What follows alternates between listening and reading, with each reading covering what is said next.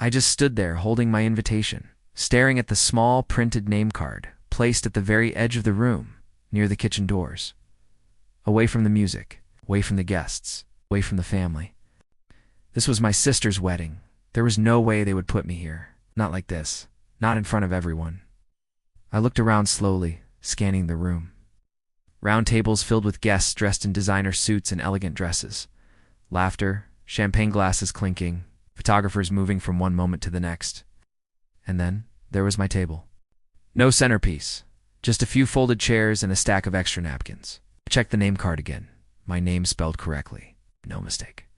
That's when I saw Daniel, my sister's fiancé, standing across the room, talking to a group of guests, laughing, confident, like everything was exactly how he wanted it. I walked toward him.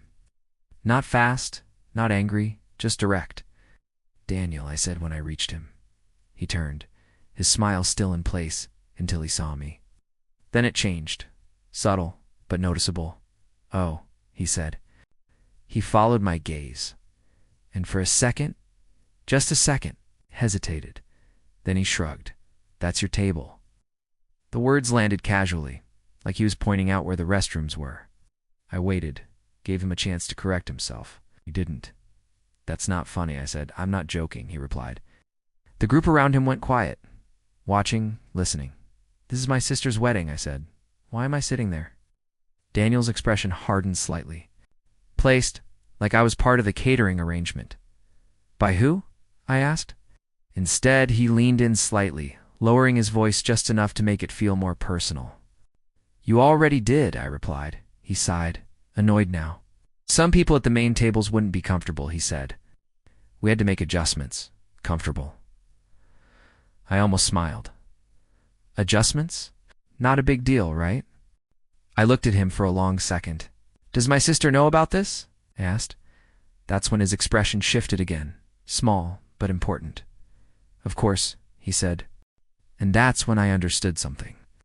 This wasn't just disrespect, disappear into the background like I always had.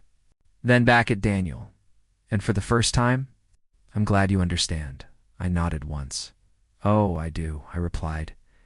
I walked back to the table. Slowly, deliberately, like I had accepted it. Like I had decided not to fight. And that was exactly what they wanted. He said quietly. "I know," I replied calmly. "Apparently, so am I." He blinked, unsure how to respond. "Are you sure this is your table?" I pulled the card slightly toward him. He read the name, then looked back at me again, more carefully this time. Something in his expression shifted. Not recognition, but awareness, like he understood something wasn't right. "All right," he said softly. I sat down. The chair wasn't even aligned properly with the table. It scraped slightly as I adjusted it. That sound alone felt louder than it should have, because across the room, people noticed. Not everyone, but enough. I didn't look up. I didn't react. I just sat there, hands still, expression neutral, waiting, because this wasn't the moment. Not yet.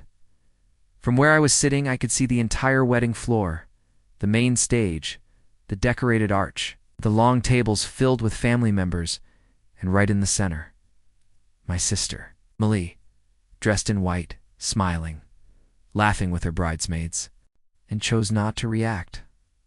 I couldn't tell, but it didn't matter. Not anymore. Guests started moving toward their seats. The room settled. And just like that, one of the event coordinators walked past me quickly, holding a clipboard, checking details. She paused when she saw me, confused. Again. "Excuse me," she said, lowering her voice. "Are you part of the vendor team?" There it was. Clear, direct. I looked at her. Then at the table. Then back at her. "No," I said. She frowned slightly. "Then why are you seated here?" Before I could answer, a voice cut in. "He's fine there." Daniel. He had walked over without me noticing, and walked away. Problem solved, at least. That's what he thought. Daniel looked down at me, satisfied, like he had just handled something minor, you see. He said quietly, "No issues." I tilted my head slightly. Back to the center. Back to the spotlight. back to his perfect event. Not immediately, because timing was everything. Across the room, the music rose. The ceremony was about to start. No one was watching me. Perfect. I tapped the screen once and held the phone to my ear. I glanced around the room one more time at the guests. And just like that, at first, nothing happened. The music kept playing. Guests adjusted in their seats. The officiant stepped into position. Everything looked exactly the same. Normal, controlled, perfect. Then, the lights flickered. Once. Quick. Subtle. A few people glanced up, confused. Then they stabilized again. The music continued. Daniel didn't even notice. He was too focused on the front, too confident in the moment he had built. And then the music cut. Completely. No fade. No warning. Just silence. The kind that makes people turn their heads instantly. What happened? Someone whispered. The officiant paused mid-sentence, looking toward the sound booth. Guests shifted uncomfortably. A few nervous laughs broke out. Daniel frowned, annoyed. He turned toward the event coordinator, raising his hand slightly. "Fix it," he mouthed. But before she could move, a voice echoed through the room. Clear, amplified, not part of the ceremony. "Good evening." The entire room froze. Because that voice wasn't supposed to be there. Not now. Not like this. No rush, no hesitation, just calm, measured, deliberate. Heads turned, one by one, like a wave moving through the crowd. Confusion first, then recognition, then something else, something closer to realization. Daniel stared at me from across the room. His expression shifted instantly. "What are you doing?" he said sharply. But I didn't answer him, not yet. Instead, I walked forward, out of the staff section, into the center aisle. Everyone was watching. The music system crackled slightly, then steadied. The voice came again. "Ladies and gentlemen," it said, "we apologize for the interruption." Pause. Just long enough to build tension. However, the voice continued, "There has been a necessary update regarding this event." Murmurs spread, fast, uncontrolled. "What update? What's going on?" Daniel stepped forward now, his control slipping. "Turn that off." He snapped toward the sound booth, but no one moved, because they couldn't, not anymore. I stopped walking, right at the center, turned slowly, facing the entire room, facing him, facing everyone. And then the voice said it. "This venue is now under new ownership." Silence. Absolute. Total. Because that sentence didn't just interrupt the wedding, it broke it. Daniel laughed. Short, sharp, disbelieving. "What kind of joke is this?" he said loudly. "Who approved this?" No answer. Just silence. Then the voice again. "Any operational decisions regarding this property are now subject to the authority of the new owner." Every word landed heavier than the last. Daniel looked around, searching for anyone to confirm this wasn't real. The coordinator avoided his eyes. The staff stood still, uncertain, waiting, and that's when I spoke. "For the first time, it's not a joke." My voice didn't need amplification, because the room was already silent.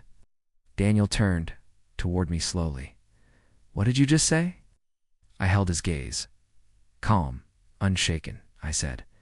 I repeated, "It's not a joke." The shift in the room was instant. Not loud, but undeniable, because suddenly everything started connecting. The table, silence, the call, the timing. Daniel's expression changed. Not anger. Not yet. Something else. Something closer to concern. "What did you do?" he asked. I didn't answer right away, because the answer was about to hit harder than anything he expected. The silence didn't just stay in the room. It spread through every table, every guest, every second that passed without an explanation. Daniel looked at me like he was trying to force reality back into something that made sense. "You're going to explain this," he said, his voice tight. "Right now." I held his gaze. Calm, unmoved. "No," I said quietly. "I don't have to." That hit harder than anything else so far. Because for the first time, he didn't have control. "You don't get to interrupt my wedding," he snapped.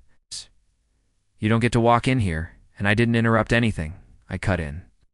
My tone didn't rise, didn't change, but it stopped him. "You did that," I added.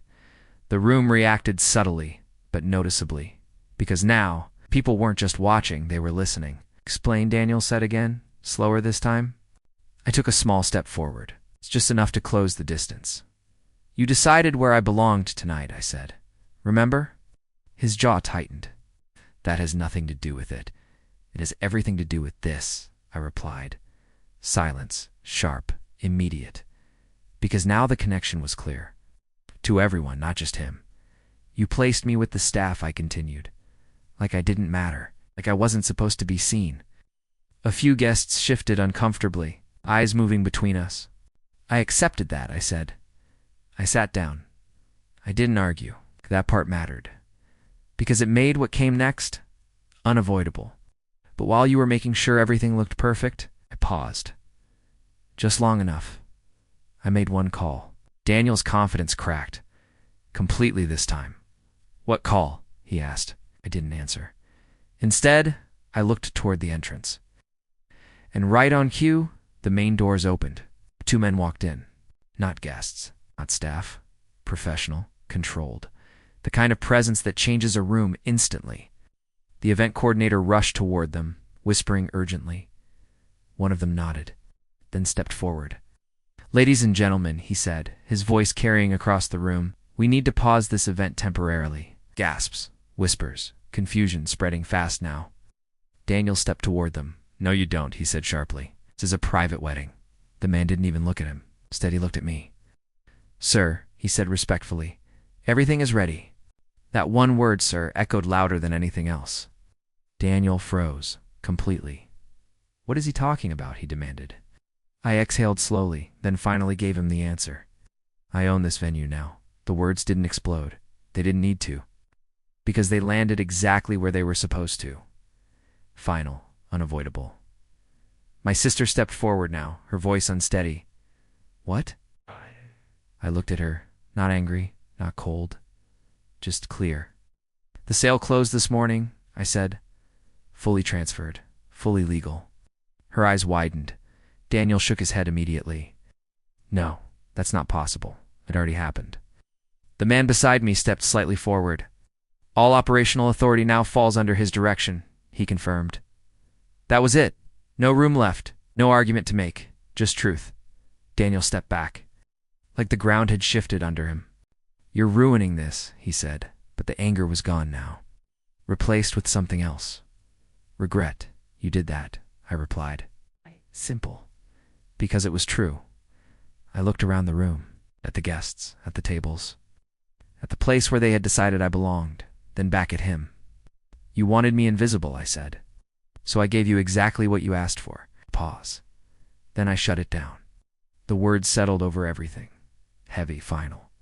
And just like that, the perfect wedding ended. Not with music. Not with celebration. But with silence. The kind that doesn't fade.